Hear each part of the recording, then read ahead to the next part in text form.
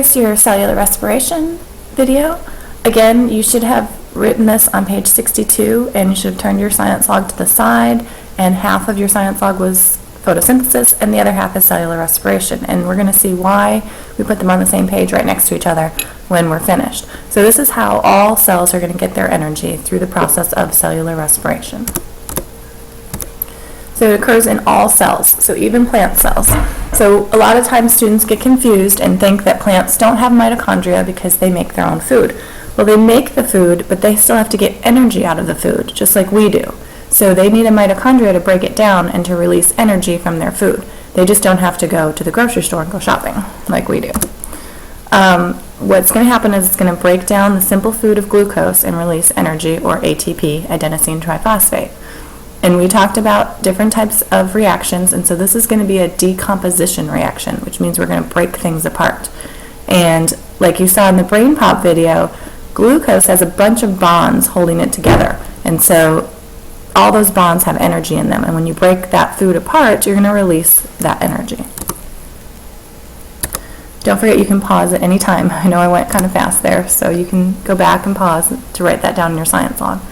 The mitochondria is where this is going to take place, and remember, we call it the mighty mitochondria because it's releasing the energy. And cells that need more energy are going to have more mitochondria. So like muscle cells will have a lot of mitochondria in them because they need a lot of energy to help you move. So we're writing all of these things down in our science log in case you weren't sure.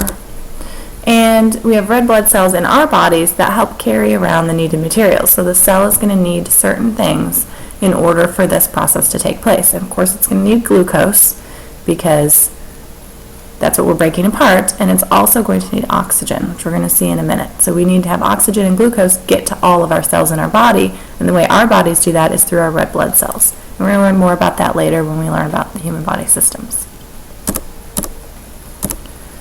Okay, so here is our formula, and we have oxygen and we have glucose going into our mitochondria, into our cell.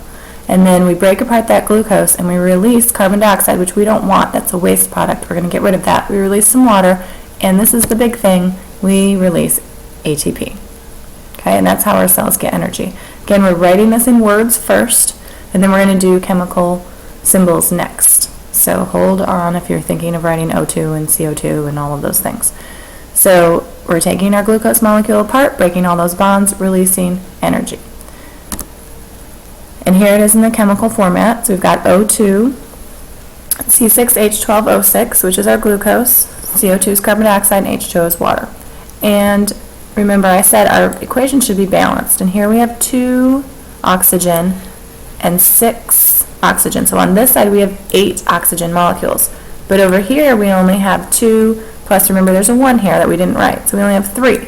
So there's some things that we need to put, some coefficients, in front of these numbers. Okay, and so I'm not going to tell you what those are right now. I'm going to see if you can figure it out. Okay, but again, these are our raw materials on this side, and these are our products over here, and so you need to make sure you write that.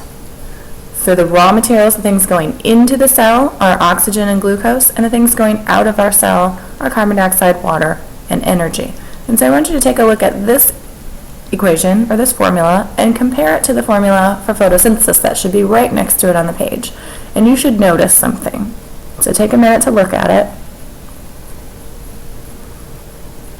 And what do you notice? Hopefully you notice that they are opposites of each other. So really, when you're studying this and you're thinking, oh my gosh, this is kind of difficult, there's all these numbers and letters and things I've never heard, you can just remember one of the equations, and then the other one is just a flip or an opposite of it. Okay, so if you remember plants, because plants are easy to remember, we've all had a plant before, we know it needs water and carbon dioxide, and so then if we just flip that around, that's what the other equation makes, water and carbon dioxide. Okay, so we're going to create a little study tool to help us with this, and you'll learn more about chemical equations and reactions next year in chemistry.